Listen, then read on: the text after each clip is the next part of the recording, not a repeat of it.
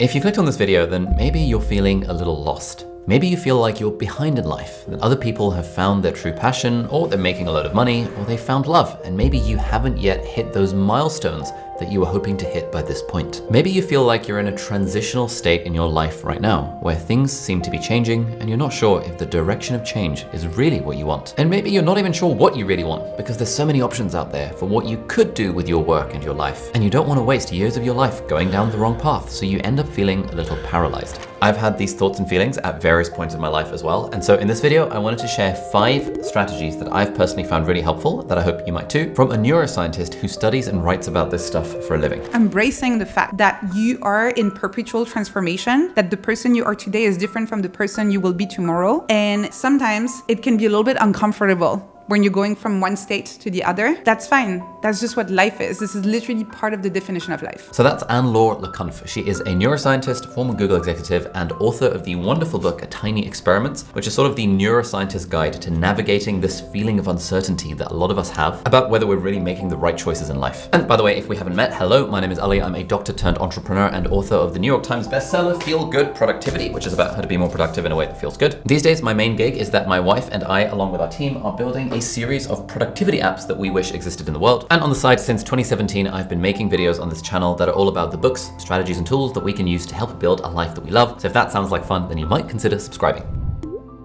Strategy number 1, recognize the Red Queen effect. So the Red Queen effect comes from a quote from Alice in Wonderland, where she's speaking to the Red Queen, and the Red Queen basically says you have to run really, really fast to keep in the same place. And if you want to get anywhere in life, you have to run twice as fast as you're physically capable of doing. And so the Red Queen effect is this feeling that we have in modern life where we have to keep on running faster and faster on the treadmill of life, but somehow we still feel like we are falling behind. We're working longer hours, we are optimizing the shit out of our morning routines, we are hustling on our side projects and our personal brands, and we are doing all this while we are scrolling the highlight reels of other people's lives who seem to be further ahead than we are. And this never-ending race, this hamster wheeling that we're all doing, is the perfect setup for what neuroscientists like Anne-Laure call time anxiety. Time anxiety is this belief, this sensation that you have that you're late in life, that you haven't done enough yet, that your peers are doing better, faster, and living more interesting lives. When I first read about time anxiety in the book, I was like, yes, this is it. This is the name of that feeling that I've had at various points throughout my life. When I was in high school and applying to medical school, like, it was this feeling that other people out there had done more work experience, had better grades, had more things on their CV. When I was in medical school and trying to become a doctor, it was this feeling that, like, you know, other people are able to get ahead in their studies, and they're also really popular, and they're also doing the sports, and they're also getting these publications and extra CV points. And now in my life as an entrepreneur and author, it's like, oh man, I should be doing more book promotion because these other authors are selling more books. And now we're building all these apps, but like, they're not growing fast enough. Like, we could grow them faster if we just did more things. It's this time anxiety thing that, like, time is running out and I am not moving fast enough. It really stems from social comparison, because we all have this giant leaderboard that we're all looking at, where we see that our friend or our colleague or this person we used to know is already there in their career, or has this salary, or is married with 2 kids already, and we haven't done these things yet. We keep on comparing our timelines, and this is what creates the time anxiety. So people probably would have had time anxiety back in the day, but back in the day, the only people you could feasibly compare yourself to were other people who were around you. Whereas now, in the realm of social media with YouTube and Instagram, TikTok, obviously all of the stuff, we're no longer just comparing our lives to the people around us, we are comparing our lives to literally everyone else in the world. And because of the way the algorithms are set up, we are very unlikely to come across an Instagram reel from someone who's leading a totally normal life. Instead, we're gonna come across these Instagram reels of these people who are, like, I don't know, building custom furniture for their kids, or growing a $100 million business to $1 billion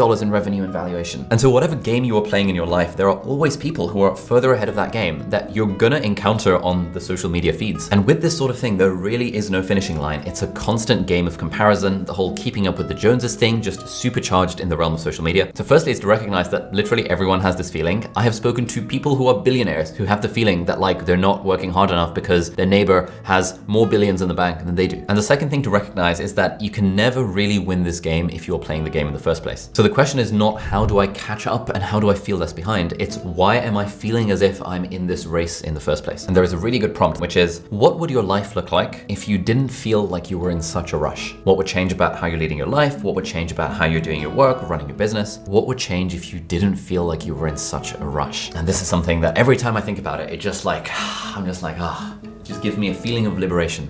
I don't need to be in a rush We do not need to be rushing. We don't need to have this feeling that we are behind on the milestones. Oh, by the way, if you are enjoying this video and you're in the majority of my audience who either are a creator or would like to be a creator someday, then you might like to check out Spotter Studio, who are very kindly sponsoring today's video. Now, I wanted to show you a little bit of a behind the scenes look at how I come up with ideas for my videos, because coming up with fresh and hopefully non-repetitive content ideas week after week is honestly one of the hardest parts about being a creator. And that's why my team and I have been using Spotter Studio, which is an incredible AI-powered platform specifically designed for creators like us, and it's basically changed our entire ideation process for making videos. So what you can do is whenever you're creating a new video, you can create a new project, you can put in the title and thumbnail that you're thinking about for the project, and then you can brainstorm, which is super nice. And I quite like explode, which then uses the AI to kind of take the idea that you've come up with and give you a bunch of different options that could work for an alternative framing of that particular video. And you can see, for example, which specific words are outperforming in different niches. Like storm apparently does really well in titles, world apparently does really well in titles. And so I can find something I like the look of, like your guide when feeling lost. And then you can kind of go through and shortlist your titles. There's also a very helpful outliers tool here, which kind of figures out what the niche of your YouTube channel is and then looks for other videos that are overperforming from other channels within a similar niche. And this is the sort of thing that used to be really manual and kind of time consuming back in the day, but now Spotter makes it really easy with this outlier analysis. And then if there's a video that you like the look of, you can use the brainstorm feature, which then helps you take that general concept and do it in your own way. Spotter Studio has saved me and my team so much time on ideation and research, which means I can focus on the thing that I actually enjoy, which is like creating the content rather than worrying about how to package the content. And so if you're a creator who wants to take a more data-driven approach to your content strategy, then check out Spotter Studio using the link in the video description. And they're constantly adding new features and tools to help creators like us hopefully make more useful videos for our audience. So thank you so much, Spotter Studio, for sponsoring this video. Now, a big part of why we feel as if we are behind in these specific milestones, that leads us to strategy number 2, which is to identify your invisible scripts. So cognitive scripts are little patterns, little stories that we have stored in our brains and that help us navigate our lives and the world in the most efficient way possible. And those scripts tell you how you're supposed to behave and in what order, in what situation. So to give you an example, let's say you go to the dentist and they ask you to open your mouth right in the waiting room in front of everybody. You'd be like, what? I thought I was supposed to, right? And that's a cognitive script. Everybody has it. We all know that you go there, you wait in the waiting room, they're going to call your name, and then you go in the doctor's office, and then you open your mouth. So this idea of cognitive scripts was first identified by Roger Schank and Robert Abelson, who were scientists back in the 1970s. And the thing is, like, these cognitive scripts can be really useful. And they're useful because they're mental shortcuts that we can take so that we don't need to figure out how to order coffee every time we order coffee, or like figure out how to cross the road from scratch every time we're trying to cross the road. But with all the time and brain space that these cognitive scripts save, there is also a darker side to these cognitive scripts because they can basically hijack the most important decisions of our lives, like what we do for school or career or relationships, without us even realizing it, because we have inadvertently, subconsciously taken that mental shortcut and we end up living our life according to someone else's screenplay. Now, in the book, Anne-Laure talks about 3 specific cognitive scripts that keep us feeling lost and uncertain about where we're going. Firstly, we have the sequel script. This is when we feel like we need to make decisions today based on what we did yesterday. So for example, when you finish university, you might only consider the types of jobs that are aligned with the studies that you did. Something that makes sense, that will make for a clean CV, a nice story, nobody's going to be confused. It's just that movie, but again, the sequel. If you work in management consulting, for example, there are a few pretty obvious sequels you could do, like private equity, investment banking, do an MBA. And so there's this profound, like, subconscious pressure to do the next thing that makes sense based on whatever the previous thing was. And then we have popular script number 2, which is the crowd pleaser script. The crowd pleaser is when you use a script that you know is going to make everybody around you happy. Nobody's going to be disappointed, especially not your parents. So in this one, you might go for a career that you're not that excited about, but that you know everybody's going to be happy about. This is naturally where we prioritize external validation, sometimes without even realizing it. And that's why we feel sometimes we're like, you know, I'm doing this thing to please my parents or because society told me to, whatever society means anyway, and like, I don't feel like it's quite the right thing. And then we have the third one that personally hit me the hardest, which is the epic script. It's the idea that if you're going to do something with your life, it better be big. It better be a Hollywood movie. And because of that, we make ourselves miserable trying to find our passion, to find our purpose. If we can't find it, if we feel a bit lost, if we're still searching for what is that thing that makes us want to wake up in the morning, we feel like we're a failure. This is the one I've been grappling with for the last few months, where it feels like, okay, I mean, I've done the YouTube thing and I've wrote my book, it got onto the bestseller list. Like, what's the next even bigger thing? It feels pretty weird to be saying like, you know what, I'm pretty content where I am. You know, I've just gotten married, I've got a kid on the way, I just want to chill out and spend time with the family. Like, that's kind of what I want to do. But it's also like, I kind of want to do these other things and like build this software stuff. And I feel this pressure that like the next thing has to be even bigger than the last thing, because like, you know, it's kind of lame if I'm just making productivity content for the rest of my life, right? And so what I found really helpful from reading the book and from having the conversation with Anne-Laure is to just have the terminology for this, to recognize, oh yeah, that's why I feel pulled towards this thing. It's because there is this subconscious script that's playing out in my mind that the next thing I do must be, by definition, bigger than the last thing that I did, even if that's running the risk of me making decisions that aren't actually aligned with my own authentic values. But then this feeling of uncertainty, this feeling of like, what am I even doing? Like, am I going there or am I going there? Am I going there? I've got all these different options. This feeling of uncertainty, embracing this feeling of uncertainty, leads us to strategy number 3 that I found incredibly helpful. Oh, by the way, if you're looking for some introspective exercises to help you navigate these cognitive scripts, I have created a completely free resource, the Journaling Hub, which is a completely free, constantly evolving document where I store my favorite journaling prompts for introspection about these big questions about what we should do with our lives. If you like that sort of thing and you want to try out some of these questions, there is a link down below. It's completely free. So strategy number 3 is to embrace liminal spaces. Now, if there was only one thing that I was allowed to take away from this book, it would be this terminology, this idea of a liminal space. A liminal space is an in-between. It's a time in your life where you're not quite sure what you should be doing next, where there are no clear rules, where there's no definition of success that you can follow, no recipe that you can apply. And the automatic reaction that we have when we find ourselves in the liminal space is to try and cross it as quickly as possible, get back on shore, get back to safety. So the word liminal comes from the Latin limen, meaning threshold. The idea is that you are standing at this threshold, this doorway between who you were and who you are becoming. You're not quite there, but you're also not quite here. You're in this sort of in-between space. Now, these liminal spaces are everywhere in our lives. We can have physical liminal spaces like being in an airport or being in a lift or being in a waiting room. These places aren't destinations in and of themselves. They tend to be transitional places between other places. You can have physiological liminal spaces like going through puberty, where you're sort of neither here nor there. Or as my wife tells me, the process of becoming a mother, where it's sort of like you're in this in-between space between not being a mum and being a mum. But then there's the third category of liminal spaces that a lot of us might have found ourselves in, which is emotional liminal spaces. Like where you finish university before you've landed your first job and you have this like weird gap. And whenever we are in these liminal spaces, it is totally normal for that uncertainty of the space to feel really uncomfortable. You don't know what your role is. You don't know where you're going. You don't know who else is in that space. You don't know how big the space is. Then it's really scary. Your brain is looking at this and feeling like, we have zero information. Let's get out of here. So from an evolutionary perspective, this makes perfect sense. Like, uncertainty used to equal danger. If you didn't know where your next meal was coming from, then that was a legitimate survival threat. And so our brain evolved over like 300,000 years to develop mechanisms that reduce the amount of uncertainty in our lives and help us feel comfortable with certainty. But then the problem that we have is that this survival mechanism can completely backfire in our modern lives. And so whenever we are in one of these liminal, uncomfortable, uncertain spaces, like this threshold between two things,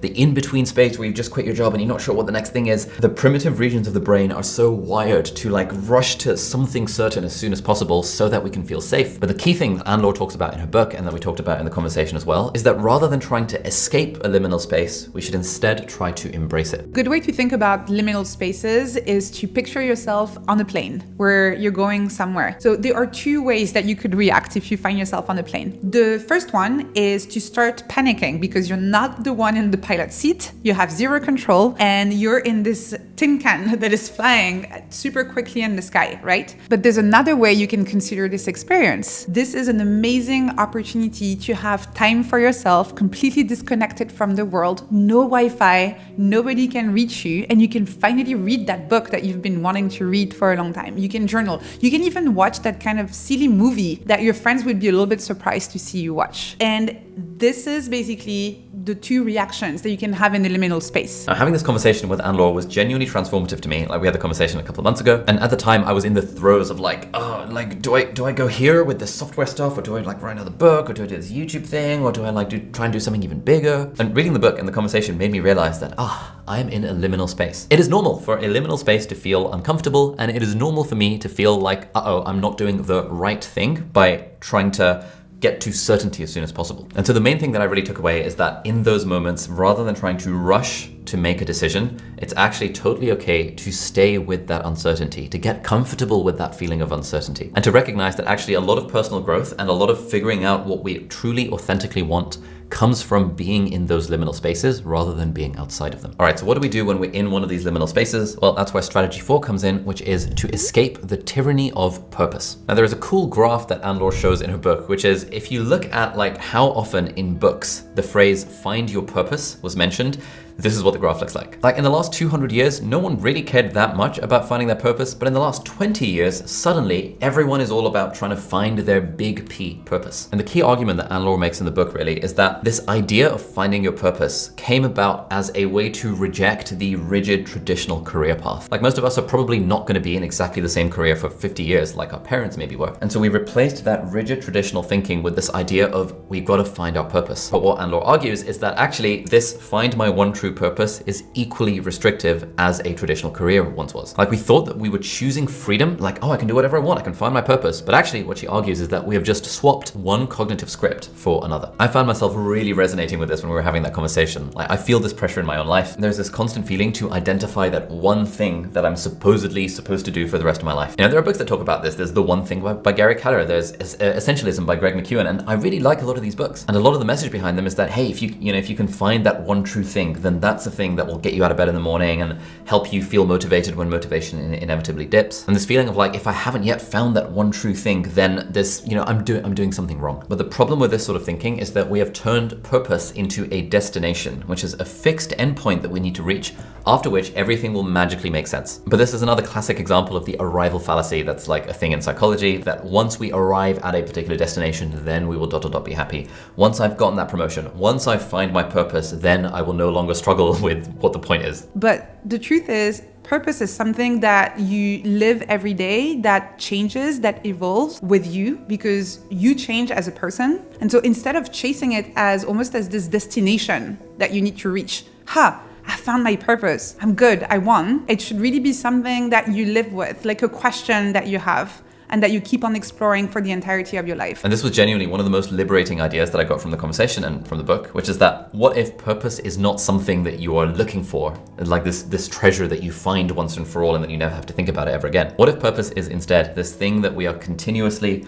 discovering and rediscovering as we go along? So if you're at this point in the video and maybe you're feeling a little lost because you haven't found your one true purpose or your one true calling, then maybe you're not the problem. Maybe it's just this definition that we have somehow psyoped ourselves into believing, that this purpose has to be this singular, unchanging, like unifying thing that will give everything in your life meaning. And so instead of asking something really big like, what is my life's purpose? What would happen if we instead tried to ask ourselves a question like, what gives my life meaning right now in this season of life? And I really like this idea of like seasonality. In this current season of life, for me, what gives my life meaning on the work front is continuing to make YouTube videos that I think are helpful and building cool productivity apps that I want to use every day and that hopefully millions of people can use. But a few months from now, when I become a dad, then maybe the purpose thing will change and maybe my whole shtick will be like, oh my goodness, the thing that gives my life meaning and purpose right now is spending time with my wife and daughter. I don't know what's going to happen, but the fact that I don't know, and I'm now, having read this book and had the conversation, I'm now okay with not really knowing what the future could look like in terms of purpose. That just gives me an enormous feeling of like liberation and freedom and like, I don't need to worry so much about this. And so finally, we come to strategy number 5, which is to run tiny experiments. And that is why the title of the book is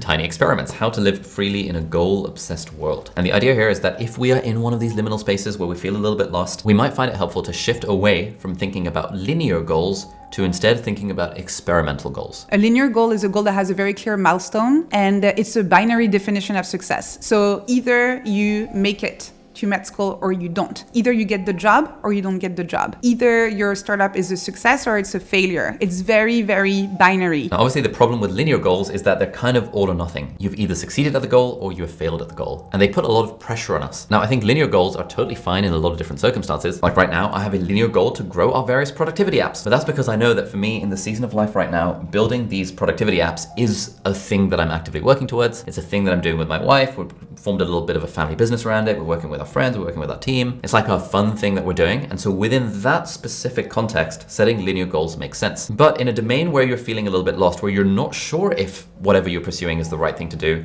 linear goals make a lot less sense. And the alternative is experimental goals. So if you design a goal that's experimental rather than linear, you're starting from a hypothesis. Instead of saying, let's go there, and if we don't get there, we failed. You say, okay, what if we tried this? And you then design an experiment where you're going to collect data.